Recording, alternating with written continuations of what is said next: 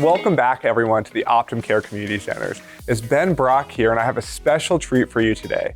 Rich Crislip is going to join us again, and today he's going to talk to us about doubling your emotional maturity. This is a fantastic class, so go ahead and turn that volume up, find a comfortable place to seat, and enjoy the class. Well, hello, everybody. My name is Rich Crislip. Welcome back to another segment of Healthy Minds. Today, we're talking about how to double your emotional maturity. Now, why is this an important topic? Because, well, our emotional maturity actually reflects on how healthy our relationships are. And why is that important? Because having healthy relationships actually is good for your overall health. It's good for your emotional health. It's good for your physical health.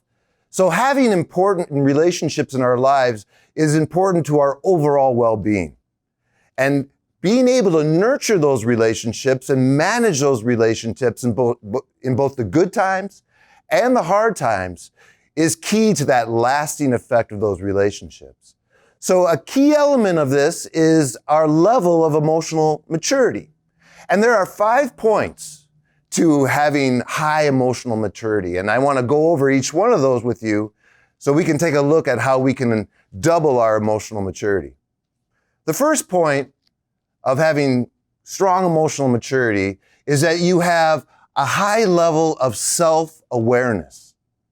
Now, let's talk about self-awareness. The most simple description of having self-awareness would be simply this, is number 1, you feel that, yes, I am right some of the times, but you also are equally aware that you may be wrong some of the times.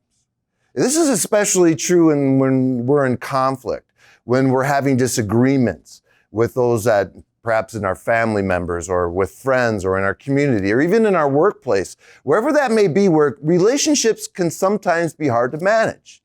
And in those times, it's self-awareness that helps you to focus on, okay, yeah, I'm right in some of these areas, but I might be mistaken in some ways too.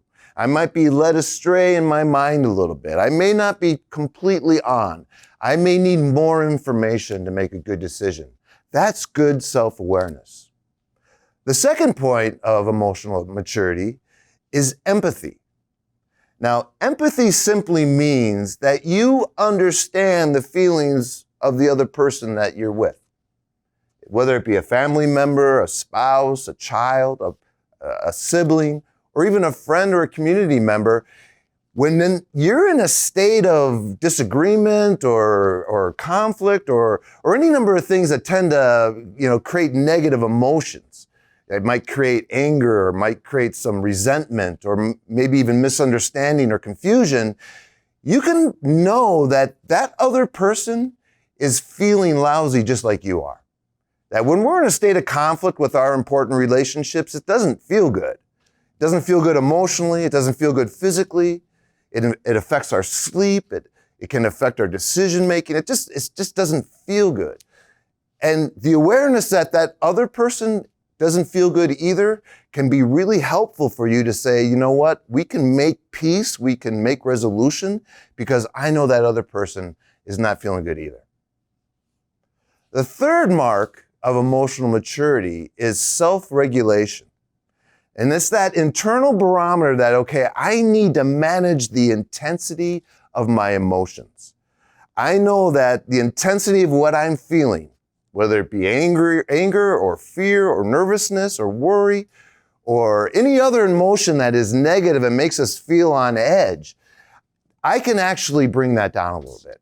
I can decrease that. I can decrease the intensity by taking breaks to do deep breathing, by actually in my mind stop feeding it with negative thoughts. I'm going to shrink that emotion a little bit instead of expanding it. So being able to self-regulate and deflate some of those negative emotions is a high mark of emotional maturity. The fourth is social skills. Now, social skills are fun. We hanging out with people and having conversations and laughing and sharing interests and doing fun things. That's great, of course. Those wonderful part of our relationships. But sometimes we need to work on, okay, are we listening enough? Are we putting ourselves in that person's shoes? And those social skills really become important when we're hurting, when we're in a state of disagreement, or when we're not seeing eye to eye on something, is that even in those times when I'm feeling wronged, when I'm feeling disagreed with, or when I feel that I'm not being heard, I'm still going to use the social skills of giving my full attention. I'm going to actually try and put myself in that person's shoes. I'm going to listen more and talk less. Those are good social skills in all situations, but they're especially important when we're in a time of disagreement or even a time of conflict. The fifth and last mark of high emotional maturity is that you're able to take a look at what your motivations are. Because when we are in times of struggle, when we're in times of stressors, or the relationship is a little off kilter and we're not on the same page, it's really easy for your motivations to become a little selfish. You can even become a little vengeful. You can even become a little sarcastic. You can become a little mean sometimes, where you maybe want to get the upper hand, or you want to make sure that you get your way. These are all things that we do when we're under pressures and when we're under stress. And it's good to stop and just think about, what is my motivation? Do I want to seek peace, or do I want to increase the conflict? Do I want to seek healing, or do I want to seek more pain? Really take a look at that, because chances are we have a little bit of each of that in us. And if we try to sweep away a little bit those motivations that tend to be more me-centered and I-centered, it really helps to resolve issues and resolve problems in relationships, and return yourself to that peaceful state that we all enjoy in our relationships.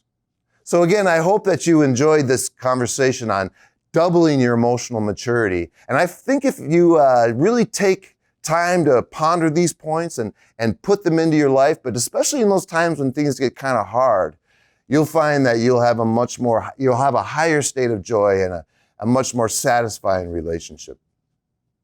Thank you.